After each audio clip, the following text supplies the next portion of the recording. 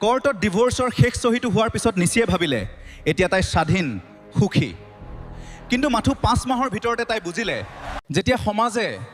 বেলেগ বেলেগ দৃষ্টিকোণেৰে কথাবোৰ বিবেচনা কৰিব ধৰিলে আপোন মানুহেও তাইক যেতিয়া দূৰলৈ ঠলি দিলে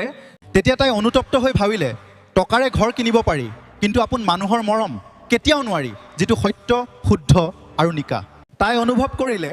স্বামীৰ ঘৰখন পাৰফেক্ট নাছিল হয় কিন্তু সেইখনেই আছিল তাইৰ নিজৰ ঘৰ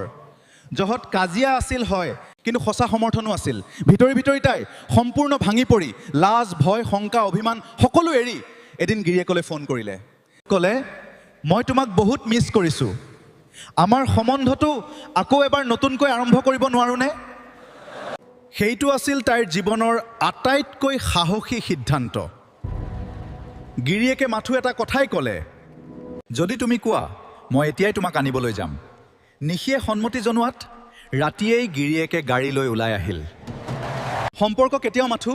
কাজিয়াৰ বাবে শেষ নহয় শেষ হয় অহংকাৰ আৰু নীৰৱতাৰ বাবে এই বিষয়ে আপোনাৰ মতামত কি কমেণ্টত জনাওক আৰু ভাল লাগিলে লাইক শ্বেয়াৰ কৰক